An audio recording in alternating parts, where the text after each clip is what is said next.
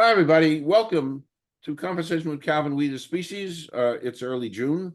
It's actually uh, the day after D-Day. 80 years ago yesterday, D-Day, and now I have a chance to spend some time with Dr. Donna Nicol, who's the Associate Dean at CSU, California State University. We're going to talk about that. I've been so looking forward to this. We just talked for a whole half hour getting acquainted. So looking forward to this because Dr. Nicol's journey, Donna's journey, so important to me because it's resonated with me since for 6 decades, that journey. And we're going to talk predominantly about the newest book out, which came out a couple of weeks ago, Black Woman on Board, Claudia Hampton, the California State University, and the Fight to Save Affirmative Action, which came out. It's on Amazon.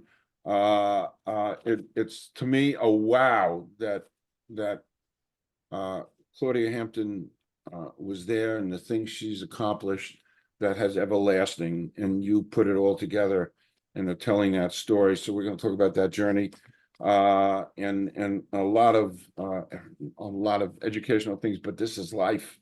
Your work is life. It helps define what we're living today and the journey and where we came from and where we have to go and affirmative action and all these things. So I'm hugely thrilled, and I have to thank Nanda from Coriolis, Nanda Dessou from Coriolis, putting us together. It was a perfect fit for me because Donna, your journey is so important to me. And it's been that way since I was 10 years old, as I explained to you. So I like to call this my Johnny Carson monologue, but there's no jokes. But I just finished it.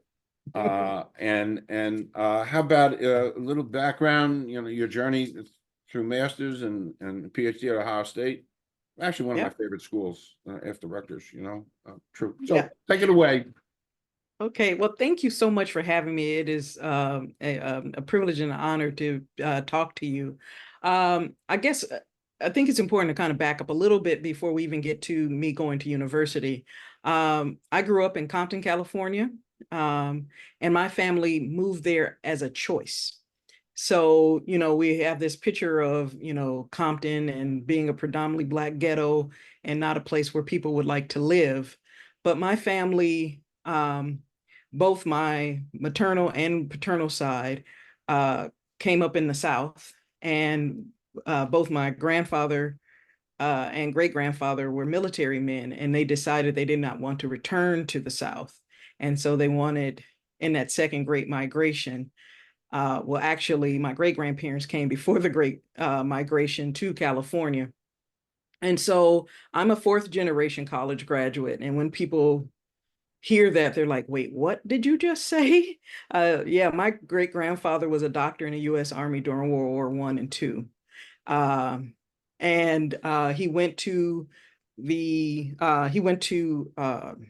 Shaw University, had a medical school before they were closed down by the Flexner, Alexander Flexner I report. saw that.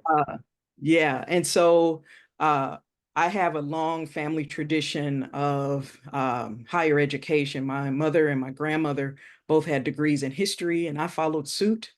They had their degrees. My grandmother's degree was in Chinese history. She had a master's degree and spoke Mandarin fluently. And my mother's degree was in Latin American history, and she spoke Spanish and lived in Guatemala for a period of time. So, these kind of outlier. But my degree is I got my bachelor's degree in history from Cal State Fullerton, history and African American studies.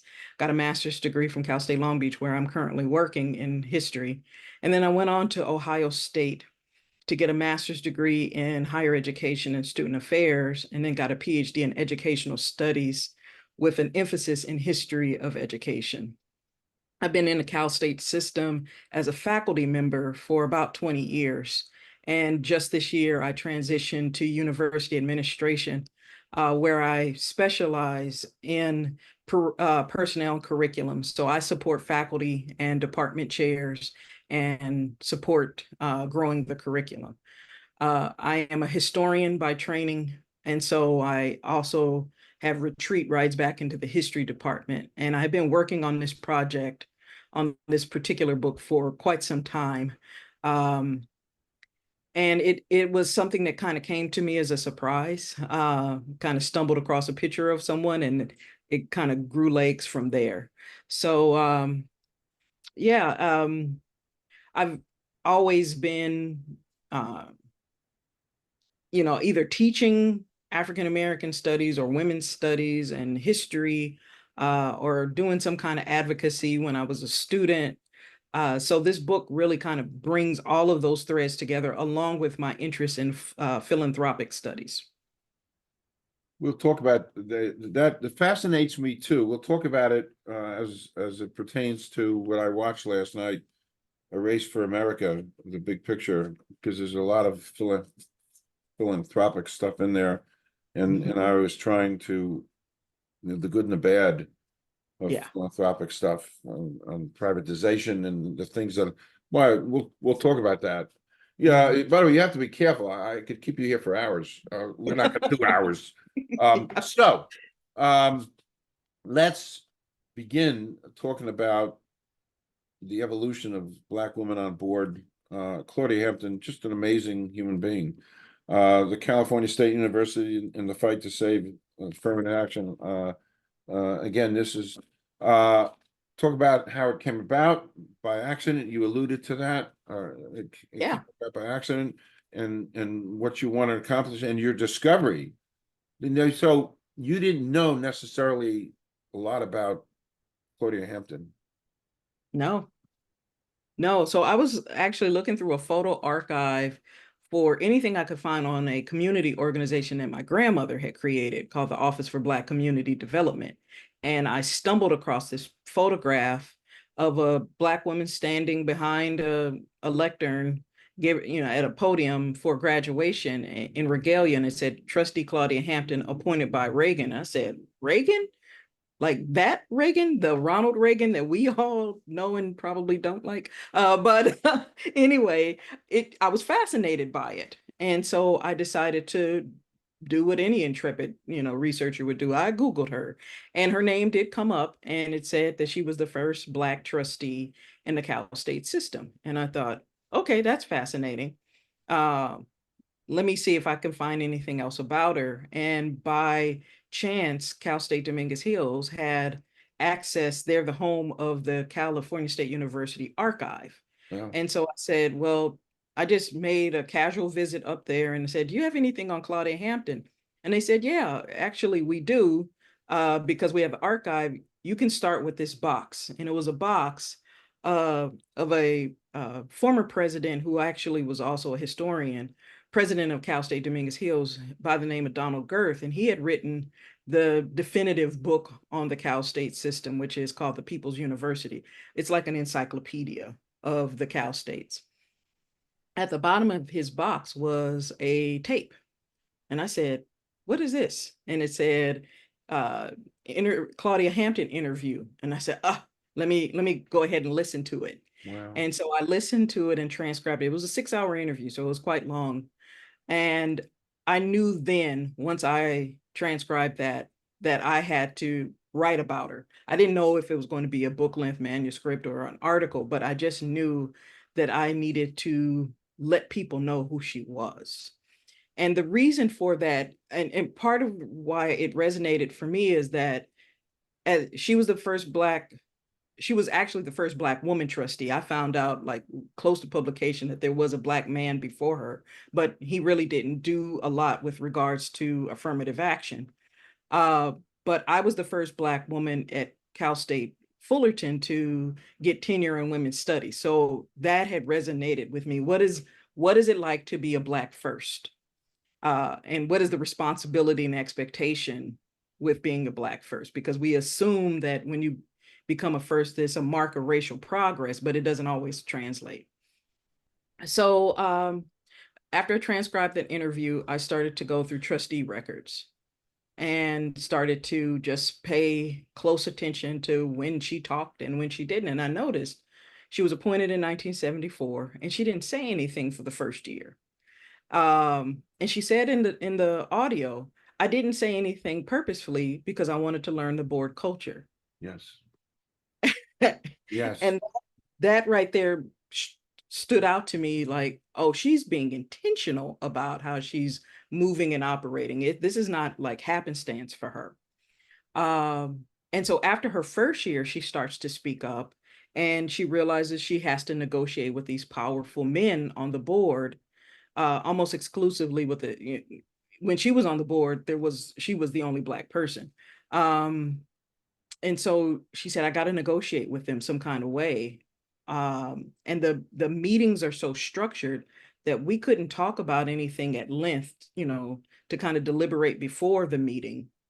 And so what she figured out she had to do, I have to talk to them informally, and I don't know where what's happening. She said she hadn't heard from them for like 3 to 5 years. She was closed out of this backdoor Wow. informal network. And then she said, okay, I am going to start to trade votes with the most powerful trustee on the board. It's a man by the name of Charles Luckman. And Luckman was powerful because he was one of the original trustees. He was a world-renowned architect, and he wielded his power. And so she said, I'm gonna trade votes with him. If Charles Luckman wants something, Charles Luckman is gonna get it from me. Brilliant. And so that was the first inroad that she made, was to befriend the most powerful. And then she started to say, well, they're having these informal conversations. How do I get involved? I'll invite them over to my house for dinner. And so it was this stroke of genius. I'm going to act as the hostess to these men, invite them over to my house, and this is going to get me entree into their telephone network. And so as I was, learning more about her and her tactics, I started to see the commonality between this idea of sly civility, which is the cultural theorist Homi Bhabha's idea, that it's a resistance strategy. And Homi Bhabha is using in the context of colonial India, but it's still applicable pretty much anywhere, where if you are a colonized person and you get to enter into the dominant group space, you need to befriend and be civil toward the dominant group in order to almost kind of soften them up so that you can get access to their information, their resources, their opportunities, so you can pass it on to other people who are like you. So in this regard, Hampton really befriends these predominantly conservative white men on the board. And she does it instead of kind of beating them over the head, like this is the moral right thing to do. She's like, look, I'm going to build relationships. I am going to take the time to befriend these folks. I'll go have a cigarette with you. Brilliant. Come come to my house and let me make dinner for you. Wow.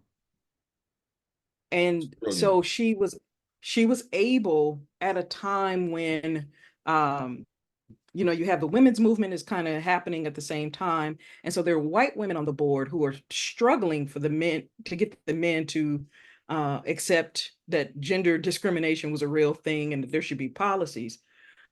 They had a harder time than Claudia Hampton because Claudia Hampton played to the gender norm in order to disarm the racism. And so she presented herself as wholly respectable, moderate tone, respectable dress. She compromised with people. She offered to cook dinner for them, where the white women on the board who were perceived to be staunch feminists would, have a much harder time getting things through. And so the result of Hampton's doing this relationship building is that by the 5th year that she served on the board, and so she served for 20 years, but her 5th year, she was elected as board chair. She was the first woman chair for the board of trustees. And this is a pretty amazing accomplishment. Huge. in 1979, because most university boards didn't really begin to diversify until the 1980s, and it was slow and incremental even then. And keeping in mind that she got appointed by Ronald Reagan to begin with is already like astonishing in and of itself. And then in a short 5-year period, she becomes board chair. But by that time, now because she's built all those relationships, she can wield this soft power in a way that allows for her to get changes to policy and to make sure that there's adequate funding for affirmative action. So she's really responsible for the implementation of affirmative action. The law has been passed in 1965. It doesn't really get implemented until 72, but by the time she gets to board chair, she's in a position to make sure that it doesn't get any kind of funding cuts, Watered down, yeah. Yeah. Uh-huh.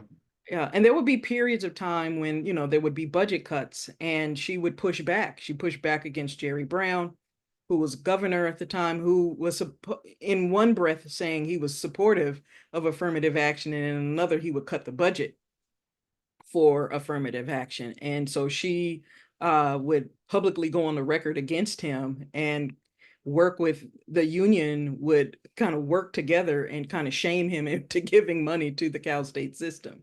Yeah, just brilliant stuff. And in my research, my due diligence, there for you, I also read that when there's a Governor Duke Magian, and they were going to do some serious increases in tuition. So she worked behind the scenes to balance that increase in tuition, which would affect students, and the students got more funding on the other end, and that was her doing, which you explore in the book.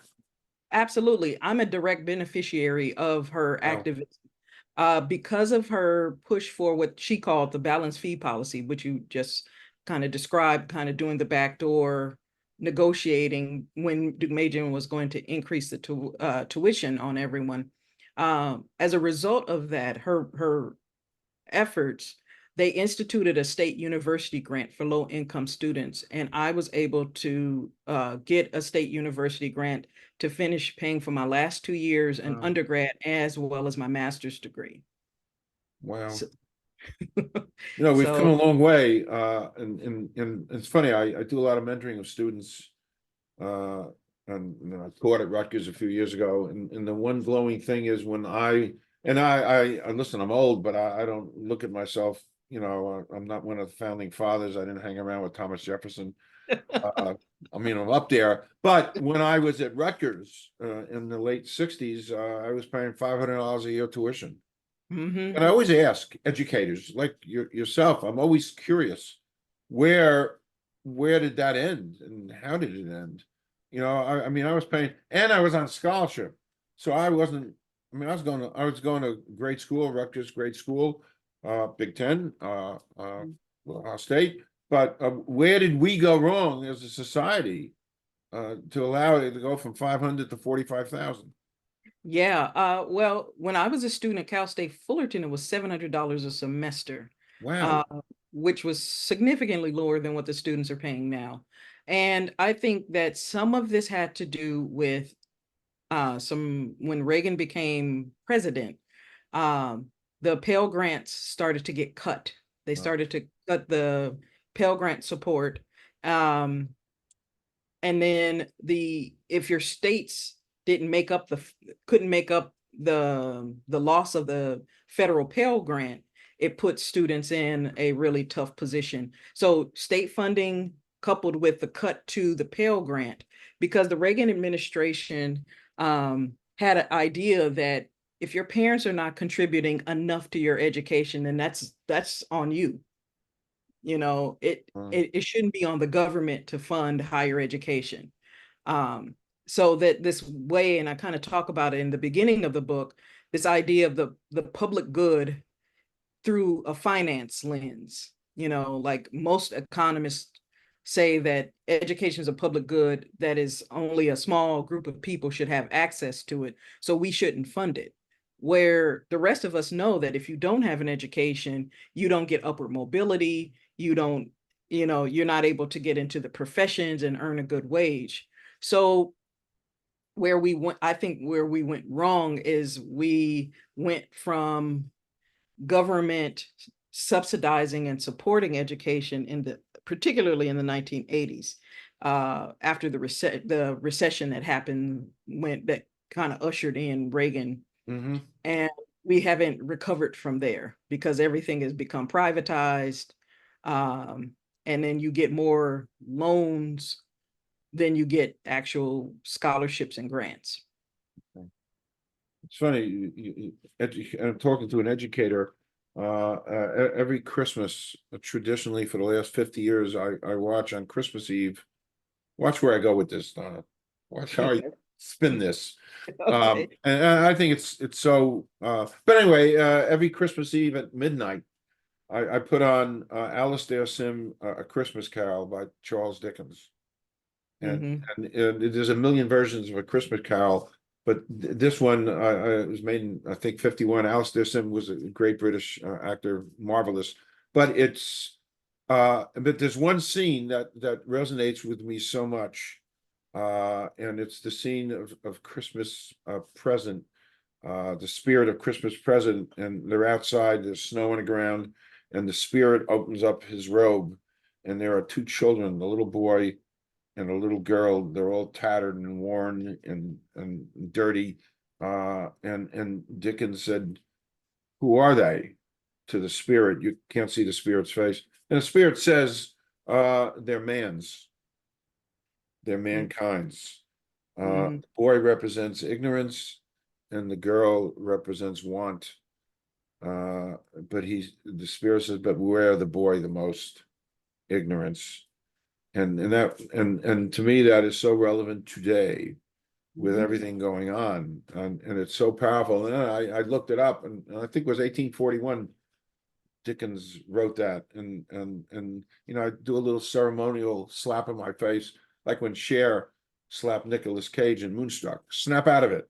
And I said, snap out of it, because nothing presumably has changed since 1841. Ignorance. If we can conquer ignorance, we're so well on our way. But anyway, I had to say that because it's, to me, it's just such a poignant thing.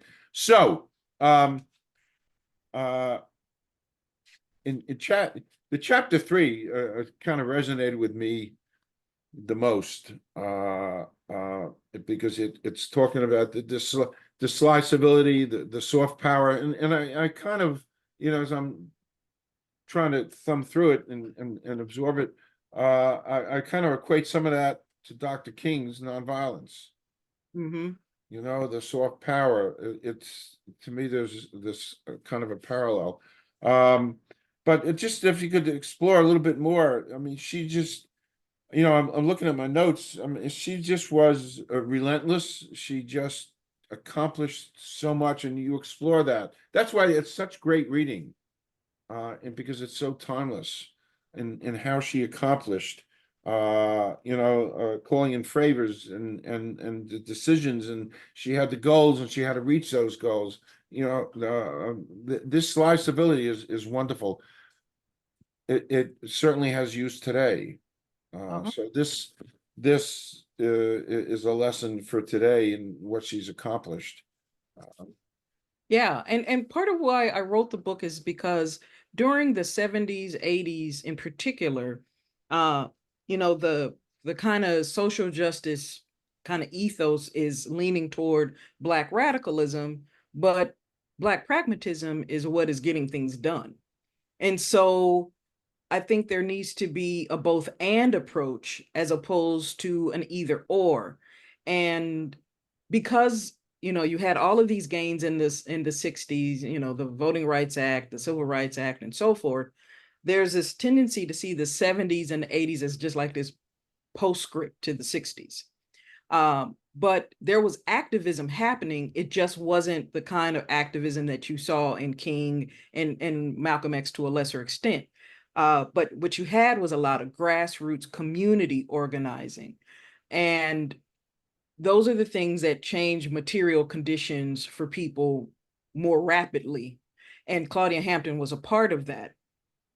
So in that chapter, I really tried to break down the strategies that she used, and so that readers can not only see the strategy but see how it got enacted. So like the first, I say it was important for her to use quiet observation and extensive preparation before meetings. That not speaking for that first year was actually a power play on her part, Yeah, because she brilliant. got to watch the culture and figure out where she could make the most change. Um, then, the downplaying, you know, her identity as a Black person, because she knew that that was what people were hyper focused on. And so she's going to play to the gender norm to downplay the race identity. And she really accepted the responsibility of being the first. It wasn't a sort of, I'm the first and I'm gonna look out for me. It's, I'm the first and I'm going to make sure I'm not the last one. Brilliant. And there Brilliant. are other. Her strategy, I'm a big documentary person. We're going to talk about the documentary I saw last night, but I've watched about 6 different times because I have all this time on my hands. I'm AARP guy. And so I keep watching An Intimate History of the Roosevelts by Ken Burns, along with the Vietnam War I watch all the time. And The Eye of the Prize, I watch that all the time as well. But it's interesting because I'm thinking about Claudia Hampton in her technique, and then I'm also thinking about Franklin Roosevelt, who was one of the great politicians in the history of the world. And he would always sit and listen and wouldn't do anything. And he would let the other, whomever, would let the other do the first bit of talking. He would absorb, and then make a decision, but letting them go first, as Claudia did. Yeah. Yeah. Yeah, brilliant. Yeah. And so she put a twist on that though. She would let her opponent, the people who were her allies go first, Right. so that everybody else had to play catch up. So that was this, especially when she became board chair, she just said, oh, well, everybody who supports affirmative action, she called on them first. And then the others had to play defense. So that was actually, you know, a stroke of genius in just how she conducted meetings. Um, you know, I was fascinated because I was trained in the Black radical tradition, like I should be able to just show up how I want to, and you need to respect me, because I'm an American. I'm a human being. But she understood the politics, and she understood that in order to make change happen, you have to figure out what the people on the other side, what's driving them. What's their extrinsic motivation. And in her case, she knew that these trustees who are appointed by governors, they might have some experience with educational policy. Most likely they did not. Most of the time they were political donors. But she knew people very well because of her previous career in Los Angeles Unified School District, where she helped with the desegregation orders against the district, and she ran an office called the Office for Schools and Community Relations, where she would make sure that schools were in compliance with the Macomb Commission recommendations, to make sure that Black parents could air their concerns and their grievances to the district. And so she had learned from that job, plus all of the type of organizations that she was involved in. So, the NAACP, she was involved. She created her own political action committee. She sat on all of these county boards. So she took all of that cultural capital. Wow. And then used it in this educational institution. And so I think that the sly civility was something that kind of came natural to her because she had already been practicing this. And there were a number of Black women during the 70s in particular who we don't hear about that were doing this similar type of work. So you have Verna Canson. She was the NAACP West Coast Regional Director. She created the Scholastic Olympics program that helped get scholarship to Black students. Well, when you had the Bakke decision that narrowed affirmative action, she was so angry and upset with Wilson Rouse, who was the first Black superintendent of schools for California, that she said, because he came out in support of the Bakke decision. And she said, I'm going to make sure you don't win the next election because you've sold your people up the river. And so, you know, that kind of activism to like take work behind the scenes to like actively, you know, chastise him. I was like, ooh, that was bold. And then you had the Black women that created the Oakland Community School, which was a Black Panther school, Erica Huggins and Elaine Brown. So They they were did some doing really good stuff, the Black Panthers. I watched that last night, stuff I never knew about. You know, you think that, we'll talk about that in a little bit, yeah. but did some But great yeah, stuff. yeah. I mean, to the point where their stuff got adopted by the Alameda County Schools. And so there's Black women who are doing these things, but like I said, at the kind of local community level.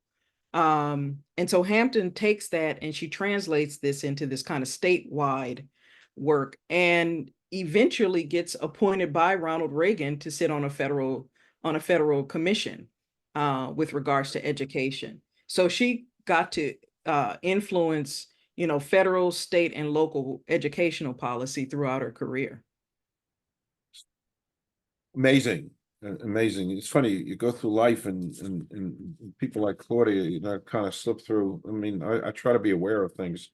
So that's why this is meaningful for me. So moving on, there's some bullet points that I threw up here. I guess this, well, it's, I'll throw these out and if we can discuss it. A Black woman's vital role in ensuring success and equity for all. Yes. Comment Yeah. on that. Yeah. So, I mean, Black women, of course, were, you know, invested in educational opportunities for Black children, but they also realized that low income students, regardless of their racial background, deserve to have access to the university or to have access to a K-12 setting. And so their advocacy was not limited to Black children. It was along the way, we're going to bring as many kids as possible. Because of this, you know, they understand principally that education is what separates, you know, educational access is what separates, you know, white and Black in terms of earning potential, in terms of influence and so forth. Uh, so Black women do a lot of, like I say, they do a lot of community organizing. They call it developmental leadership, where you don't need formal training in order to be a leader. You just have to be community oriented and focused. And so Hampton kind of started out in these kind of, you know, civil rights, social justice organizations, and eventually got to influence both K-12 and higher education. And there are a number of examples that are similar to her. There's Bertha Maxwell Roddy, who is the first Black woman to become a school principal in Charlotte, North Carolina. Wow. And at the same time, after she did that for about 20 years, she became the founding, one of the founding faculty for the Black Studies program at UNC Charlotte. And she became the founder of the National Council for Black Studies, which still exists today. And then lastly, she became the president of the largest African-American women's sorority, Delta Sigma Theta. So she did all of this stuff at the same, and they're contemporaries. And so Claudia Hampton and Bertha Maxwell Roddy are first, but they're trying to make sure that they're holding these institutions accountable. Like if we're paying taxes, we need to have access to, you know. And so the biggest thing that Claudia Hampton did for affirmative action what two things. One is to make sure it continuously got the funding that it needed. Because that was part of the problem, is they'll pass the policy, but they won't fund it. So that was one thing. And so she worked with all levels in order to have that happen. But the second thing is that there needed to be a change in policy to hold individual campus presidents accountable. And so Claudia Hampton, because she knew the policies for the trustees, she said, we need to do a policy overhaul. And the folks were like, well, what do you mean? Well, let's look at the policy. She didn't say what she wanted. She just said, let's look at it. And so during that deliberation, she knew exactly what she wanted. She just presented it as everybody should just weigh in and see, can we update this? And eventually she got an executive order from the chancellor that says that campus presidents will be held accountable, not just the middle person on campus, like a middleman who didn't have a lot of authority. So now the campus presidents have to be responsible for affirmative action. So she kept making sure she put in the guardrails to keep people from trying to be loosey-goosey with affirmative action. Right. Because most universities would say, well, we have a non-discrimination policy that's the same as affirmative action, and they're not the same thing. And so she wanted it to be clear, like, no, non-discrimination says that you can't bar someone because of their race or their gender or national origin. Affirmative action says you're going to take demonstrative steps to bring those previously excluded groups into the university. So it's much more active. She made sure they couldn't backtrack on that. Wow. Which is enduring for posterity. I mean, she laid foundations that this kind of stuff is going to endure, which she did. It's great stuff. Take a deep breath. I'm just going to go off topic. I have one of my favorite questions to ask. Don't be scared. It's a nice question. I actually bought it from a great journalist. But anyway, Donna, excluding family or friends, somebody living or dead you'd like to spend a day with. I think I know the answer, but whatever. Maybe, I don't know. And there's no rules here. If there's a few people. Definitely, since you said living or dead, definitely Claudia Hampton. Of course. She has become my hero. And like I said, I was raised in the Black radical tradition, but as I moved up into administration, pragmatism is the way things get done. I would also say living or dead. Living or dead. Well, more time with Angela Davis. I could just like sit at her feet and just listen, like a little, cross my legs and sit and listen to her like a little child. And probably I'm trying to think of somebody else. I'm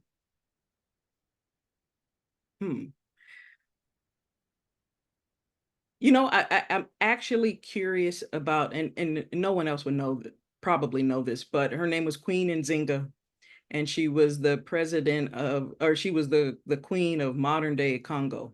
Wow. And the reason why I would want to have a day with her is during her reign, because she was a military leader first before she became queen, and she prevented the Portuguese from enslaving anyone in the area as long as she lived.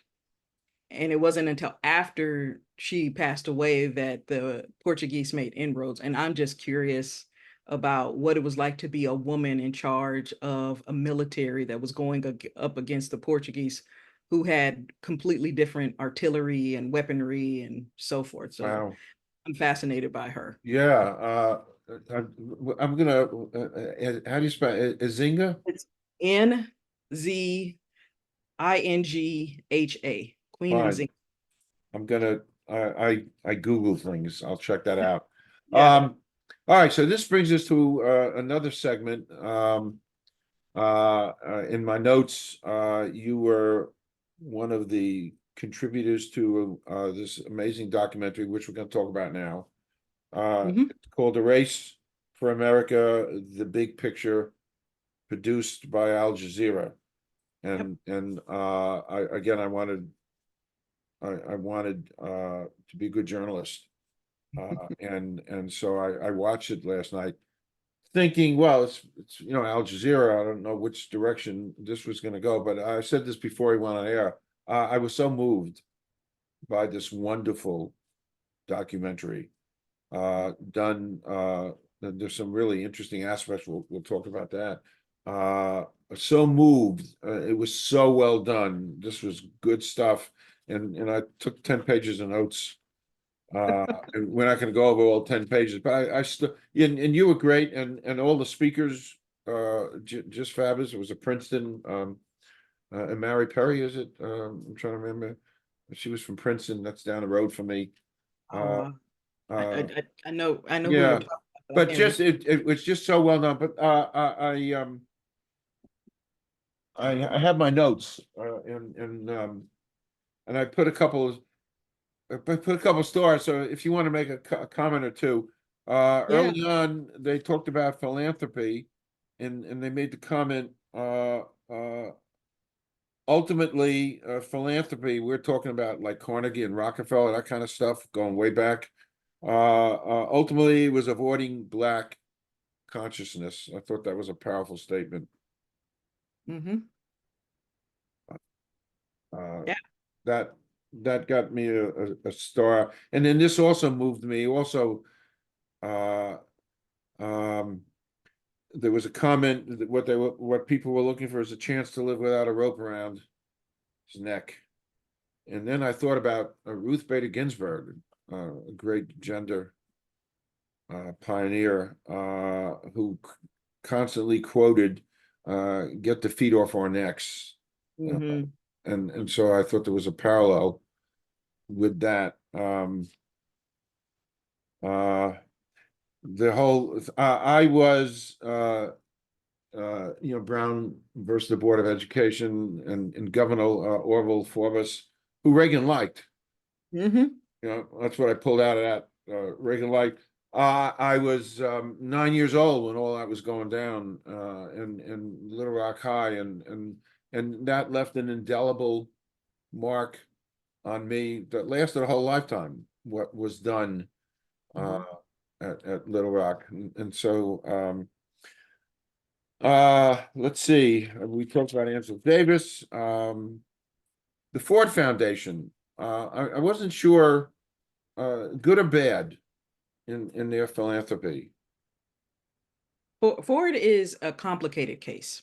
Um, and the reason why I say that is Ford, um, if you read Nolly Rook's book called White Power, Black Power, White Money, she talks about, and she was in the documentary. Yes, she was. Um, yeah, she talks about how Ford initially started to fund, like Black Power programs, Black Panther things, because they were trying to, as a favor to Lyndon Johnson, because of all the unrest after King's assassination.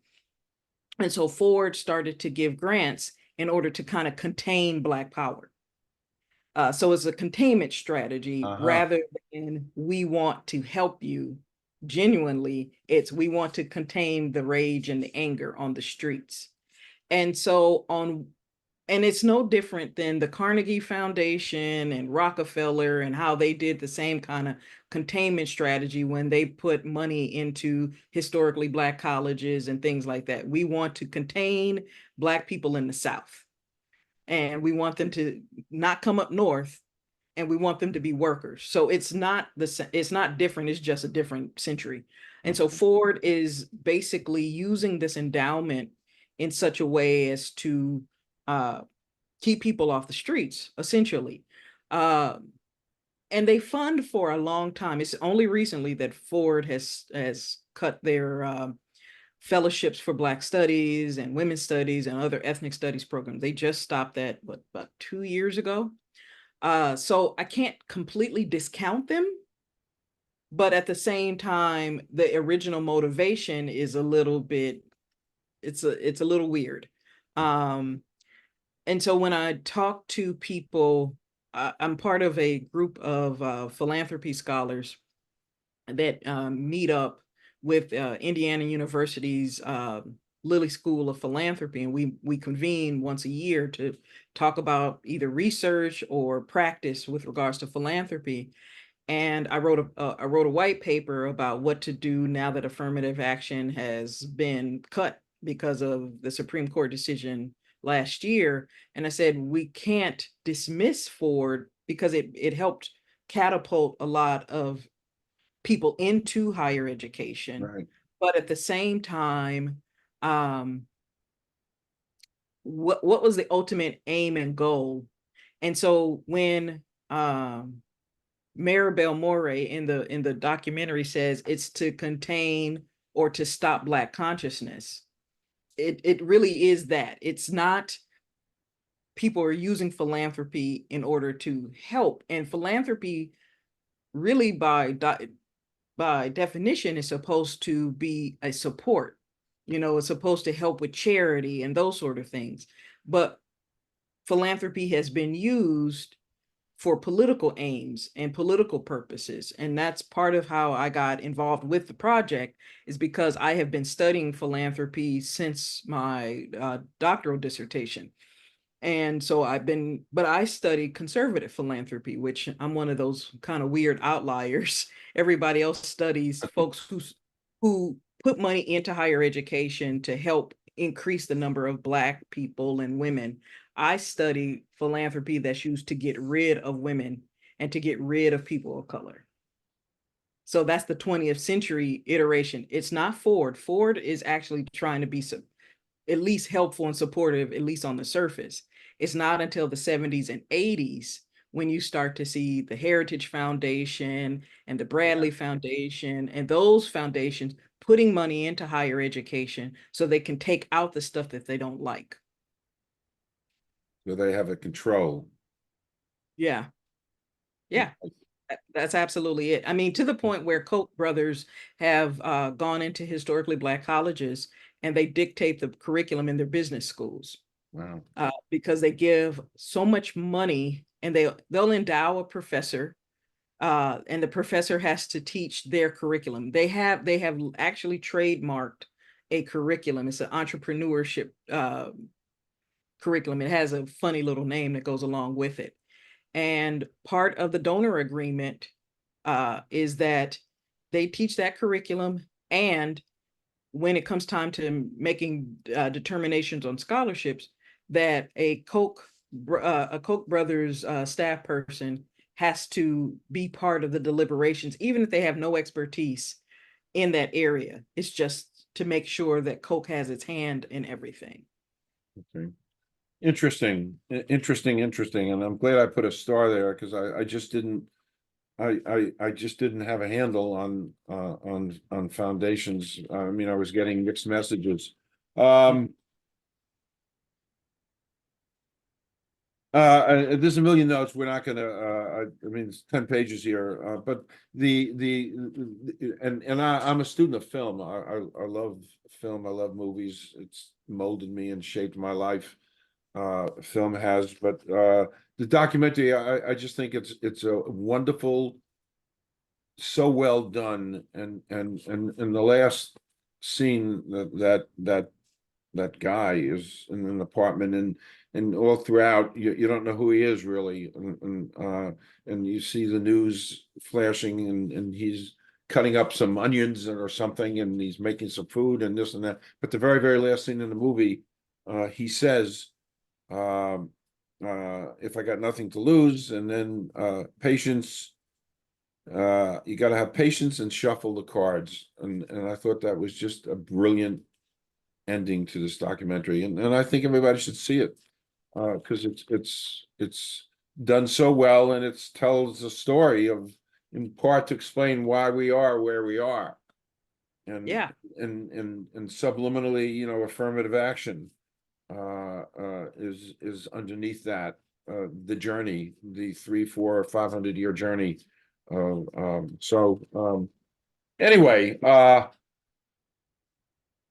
one other quick question. You're an educator, an assistant dean, associate dean. How do you feel about AI? Just You know, I think that it probably can be useful, but I'm putting a but there because if students do not have basic fundamental writing skills, reading skills, listening skills, speaking skills, AI can become used as a crutch for having those skills. And what happens if the AI doesn't work? uh, So, you know, my last year of teaching was last year, before I moved to administration. And I told the students, I said, look, some of you are going to use AI and you're going to use it incorrectly because you don't have the basic reading, writing, research skills. And so the real test for you is, you know, can you convince me that you can actually work with AI? And they were like, what do you mean? Because I got one paper from a student. This was a race education and philanthropy course. And in the middle, just dropped in the middle of a paper about the Peabody Foundation is references to Harry Potter. And I was like, what does this have to do with the Peabody Foundation? It had nothing to do with it. And so I was saying, you know, I went back to the student and I said, look, I know you used AI. And I said, and I don't even think you recognize that you didn't even catch this. And so AI could be a useful tool, but you need to have enough research skills to be able to check against AI to make sure it's correct. Because it's just all it does is it sweeps all of the stuff that has ever been written. A lot of stuff that's on the internet is trash. yeah, yeah, You know, and so, you know, like I told the students for years, don't rely on Wikipedia. You can start there. It might even give you a list of references. You can look at it. I'm not telling you not to look at it, but it's a tool. It should not be the end all be all. And so I think we need to approach AI in that same way. I don't think we're going to get rid of it, but no, I do think we can manage it if we make sure that our young people, particularly who are using it, understand that it's not enough to just use AI and think you're going to get away with it. I know how you write, you know, or and the thing is a lot of faculty are starting to go to in-class writing. Well, if you got in-class writing, you can't rely on the AI. interesting, interesting. I never even thought of that in class writing. Yeah, so we're bringing, you know, a lot of people are bringing back the blue book exams that we had gotten away from and Yeah, said, nope, you got to learn how to write in class. And the students are, a lot of students are struggling.